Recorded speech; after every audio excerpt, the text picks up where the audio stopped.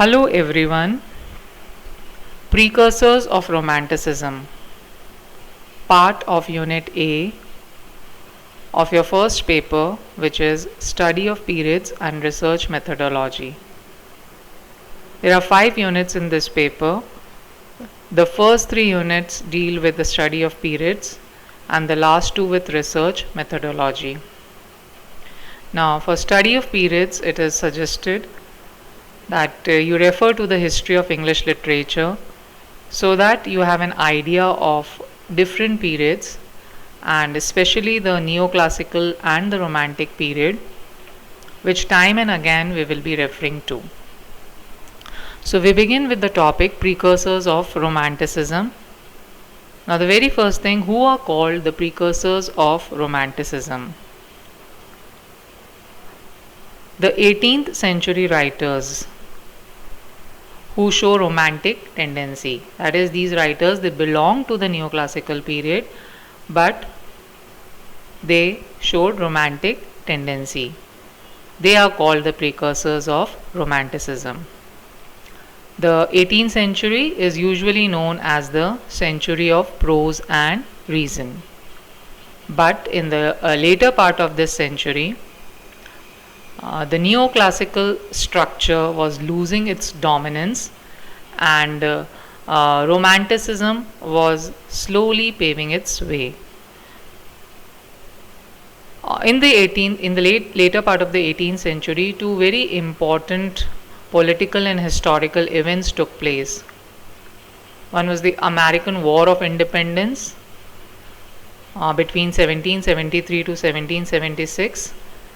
Which was the first war of democracy against the monarchical structure, and the second was the French Revolution in 1789.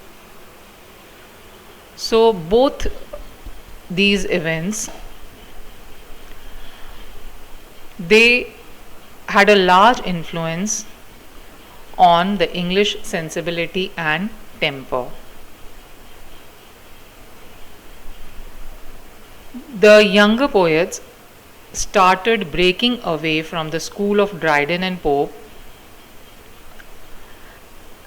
and a few of them set themselves completely free from the old traditional influences, and most of them looked simultaneously at the neoclassical past and the romantic future. So we can say that those 18th century poets who show some elements associated with Romanticism, while not altogether ignoring the old conventions, are called the precursors of Romanticism. They are also called the transitional poets because they belong to this transitional phase which was between the age of neoclassicism and the age of Romanticism. They are also referred to as the pre-romantics, as they paved the way for the romantics. Now the romantic qualities that were seen in these writers. They showed a distaste for the artificiality, that is, these writers, they believed in liberalism in literature, and they were not much worried about the rules and conventions which had governed the neoclassical writers. Passion, emotion, and imagination were valued by these writers above the dry intellectuality which was the chief characteristic of the neoclassical time. Then they had love for the wild, fantastic, and the supernatural. They took delight in nature. They showed a new appreciation of the world of nature, and their poetry was no longer drawing room poetry. They did not limit their attention to urban life and manners only, as most of the neoclassical writers did, especially Pope. They developed a strong democratic spirit, and they placed more importance on the individual than on society. They insisted on the right and freedom of the individual, and they showed a greater concern for the poor and the oppressed. Their poetry became more subjective. Then there was a growing interest in medievalism. The subject and forms of the Middle Ages were revived. These precursors, they opposed the heroic couplet. They made experiments with the new measures and stanzaic forms, and there was a revival of the older forms of verse like the blank verse and the Spenserian stanza. They preferred a simple life of earlier ages, and they used simple and local dialect. Then translation of Oriental tales or old Celtic literature was done. Gothic romance and historical novel evolved, and they showed great admiration for Shakespeare, Milton, and Spenser. So, here are the few important writers who are called the precursors of Romanticism. So, although they belong to the neoclassical period, but we could see the romantic tendencies in their works. James Thomson, Thomas Gray, William Collins, Oliver Goldsmith, William Cowper, James Macpherson, George Crabbe, Thomas Chatterton, Robert Burns, and William Blake. So we'll discuss each of these precursors, and we'll look into the works, the important works which contributed in Romanticism. So James Thomson, he's a typical transitional poet. Although he belongs to the first half of the 18th century, but because the romantic traits could be seen in his works, he is grouped with the precursors. He was the contemporary of Pope, but he broke away from the tradition or traditions of his school.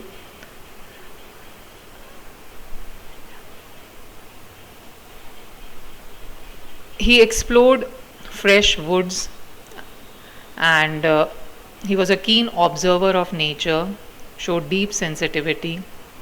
He found joy in nature, and nature became the subject for his poetry. He rejected the heroic couplet as a medium of expression, and when we look at his important works, The Season, which was published in 1730, it was written in 4 parts, and it is a leading example of nature poetry. It gives a very accurate and sympathetic description of natural scenes, and it is written in blank verse. It is a fine example of topographical poetry, and Wordsworth was very much impressed by this poem of Thomson, and Wordsworth declares him to be the first after Milton to portray beautiful picture of external nature. Now the poem The Seasons concludes with a hymn to nature, which shows the religious significance of nature. So these are some of the romantic traits that could be seen in his poem. Then The Castle of Indolence, which was published in 1748, was written in the Spenserian stanza. So this poem actually initiated the interest in the Spenserian stanza, and it inspired romantic poets like Byron, Wordsworth, and Keats. The poem is praised for its pure diction and harmonious verse. Now, Thomson looks forward to the Romantics in his interest in nature, in treating of new subjects, his strong imagination, and his giving up of the heroic couplet. Thomas Gray, who started as a classicist but ended as a romantic.